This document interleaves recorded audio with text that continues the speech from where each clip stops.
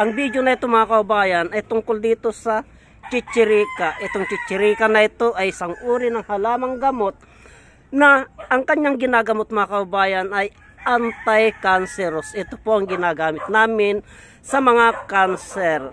Mga kababayan, ang proseso ng paggamit namin tungkol sa cancer ay kumukuha, pag ganitong kalalaking halamang gamot, pag ganito lamang pong kalalaki, ang ginagawa po namin ay kumukuha po kami ng mga 2 dahon lamang na ganito. Pagkatapos po ay binababad po namin sa baso. Magdamag po namin binababad sa baso na ganyan yan mga kaubayan. Binababad po namin sa baso na ganyan, magdamag. At yan po ang ipinapainom namin sa ating mga kaubayan na may cancer. Ganyan po ang ginagawa namin sa ating kaubayan na unang pinagsubukan po namin doon sa parte ng Castillejos. May cancer po siya.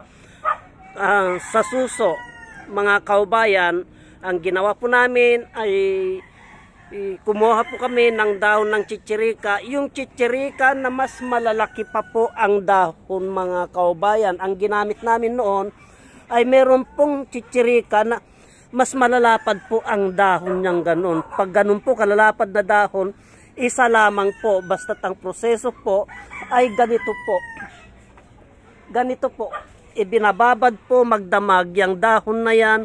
Huwag pong pipit-pitin, huwag pong papakuluan. Ganyan lamang po, ibinababad po lamang na ganyan magdamag. Saka po namin ipinapainom kina umaga.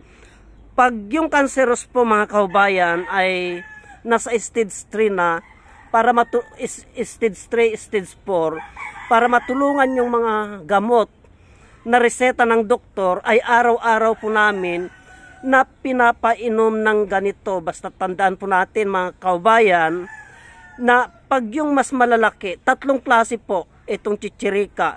Isa yung medyo red, ay 4, isa yung medyo red, violet at yellow yung dahon at puti. 4 na klase po lamang, 4 na klase po yan. Basta tandaan po lamang natin na ang proseso po ng paggamit, pag-inom ng ganitong halamang gamot, pag yung malalaki po, yung malalapad po na ganyan, yung dahon niya, ay isa po lamang ibababad sa tubig na ganito, sa baso na ganito, ibababad po, at yan po ang ipinapainom namin.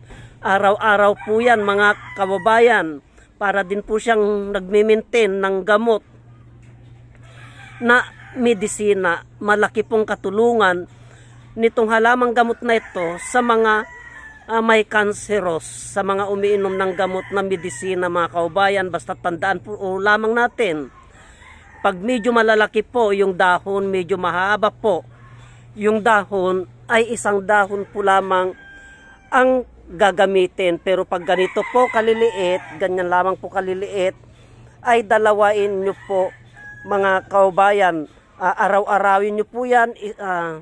Kailangan makainom siya ng isang baso isang araw. Umpisan po natin ibababad yung ganito pag hapon na po o gabi bago matulog.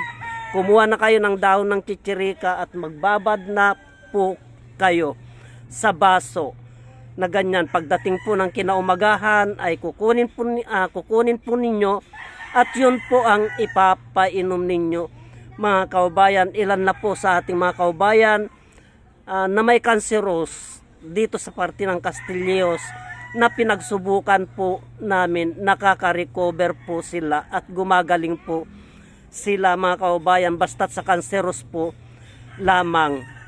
Nawa po'y naunawaan ninyo yung aking ibinahagi tungkol sa kakayahan ng halamang gamot na itong chichirika mga kababayan. Hanggang dito na lamang po at marami pong salamat.